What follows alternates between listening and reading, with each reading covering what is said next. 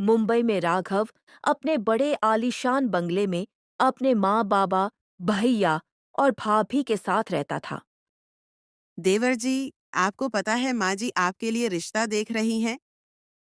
भाभी, आपको तो सब पता है। मैं सिर्फ आरती से प्यार करता हूँ और शादी भी उससे करूंगा। हाँ देवर जी, तो आप मुझे और मम्मी जी को आरती से क्यों नहीं मिलाते? अरे भाभी, अगर आप मेरी आरती को देखेंगी ना, कहीं आपको भी उससे प्यार ना हो जाए। परी जैसी ही वो नाजुक सी है वो। अगले दिन राघव अपनी भाभी को आरती से मिलाने ले जाता है। आरती की खूबसूरती देखकर मोनिका दंग रह जाती है और जलन भी महसूस करने लगती है। देखो भाभी, है ना मेरी आरती बिल्कुल परी जैसी। अब बस भी करो राघव मेरी तारीफ। भाभी आप इसकी बातों पर ध्यान मत दीजिए। इससे तो आदत है कुछ भी बोलने की। आरती की खूबसूरती देख मोनिका की जलन चरम सीमा को जाती है। वह मन ही मन सोचती है कि राघव को यह लड़की कैसे पसंद आ सकती है, जबकि वह खुद उससे कहीं ज्यादा सुंदर और आकर्षक है। ऐसे बहुत घमंड है ना अपनी खूबसूरती का। अब देखना कैसे मैं इसका घमंड तोड़ती हूँ। मोनिका और आरती में जान पहचान होती है। अगले दिन राघव आरती के बारे में घर में बताता है कि वह कितनी सुंदर और अच्छी लड़की है और वह उससे शादी करना चाहता है। अब बस यही सुनना बाकी रह गया था, बेटे की लव मैरिज, वो भी दूसरी कास्ट वाली लड़की से। लोग क्या कहेंगे? माँ, मुझे वो सब कुछ नहीं पता। मेरी शादी सिर्फ आरती से होगी, बस। अब बेटे की खुशी के लिए सब लोग शादी की तैयारी में जुट गए और शादी वाले दिन राघव, मुझे कुछ अच्छा नहीं लग रहा है। हम शादी तो कर रहे हैं, लेकिन मम्मी पापा कोई भी खुश नहीं है हमारी शादी से। तुम्हारी जिद की वजह से उन्होंने शादी के लिए हाँ की है। छोड़ो ना आरती, आज तो हमारी शादी है। अब ये सब बोलने से क्या फायदा। आरती और राघव की शादी हो जाती है। अगले दिन आरती जल्दी उठकर सबके लिए खाना बनाती है और मीठा भी। आरती की यह शादी के बाद पहली रसोई थी। माँ बाबा भैया भाभी, आइए खाना खाइए। मैंने अपने हाथों से बनाया है मेरी पहली रसोई। अरे वाह! मेरी आरती ने बहुत बढ़िया खाना बनाया है। देखो माँ, तुम भी खाओ। आरती मन ही मन खुश हो जाती है, लेकिन राघव की माँ और भाभी इस शादी से बिल्कुल खुश नहीं थे। तू चुप बैठ। अपनी पसंद की लड़की से शादी की है तो तुझे तो सब कुछ अच्छा ही लगेगा। देख जरा इस खीर को कितनी पतली है। ऐसी भी कोई खीर बनाता है क्या? आरती मायूस होकर किचन में चली जाती है।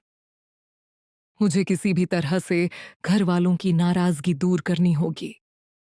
मैं बहुत लगन और मेहनत से सबकी सेवा करूंगी और सबका दिल जीत लूंगी। अगले दिन से आरती और भी जल्दी उठकर सबके लिए खाना बना के घर के काम भी करती है। वह साफ सफाई, बर्तन, कपड़े धोने और अन्य सभी घरेलू कामों में लग जाती है। क्यूरी जल्दी उठकर सब करके तू क्या साबित करना चाहती है? कि मैं कोई काम नहीं करती? सब काम तुम ही से करवाती हूँ। नहीं, दीदी ऐसी कोई बात नहीं है। मैं तो आपका ही हाथ बटा रही हूँ। मुझे माफ कर दीजिए। अगर आपको मेरी वजह से कोई भी तकलीफ हुई हो तो। खाना खाते समय आरती की सास आज भी उसके खाने में नुस्ख निकालती है। देखो छोटी बहू, अगर तुम्हें खाना नहीं बनाना आता तो मत बनाया करो। बड़ी बहू खाना बना दिया करेगी, कम से कम खाने को कुछ अच्छा तो मिल जाया करेगा। माँ, खाने में कुछ कमी नहीं है। रोज-रोज के ताने मारना, मेरी आरती को परेशान करना बंद कर दो तुम लोग, प्लीज़। हाँ माँ, खाना अच्छा ही तो है। तुम और मोनिका क्यों बेचारी आरती को परेशान करते हो? इसी तरह कई दिन बीत जाते हैं। अब राघव माँ और भाभी के रोज रोज के नाटक से परेशान हो जाता है। माँ जी, क्यों ना हम तिजोरी में से सारे जेवरात चुरा कर आरती के कमरे में कहीं छुपा देते हैं और उस पर चोरी का इल्जाम लगाकर उसे घर से निकाल देते हैं। अरे वाह बहू, तरकीब तो बहुत अच्छी है। जैसे ही रात होती, मोनिका और उसकी सास घर की तिजोरी से सारे जेवरात और पैसे आरती के कमरे में छुपा देते हैं। सुबह होते ही आरती की सास घर में हंगामा खड़ा कर देती है। अरे कोई है राघव के बाबा? राघव, मोनिका कहाँ हो तुम लोग?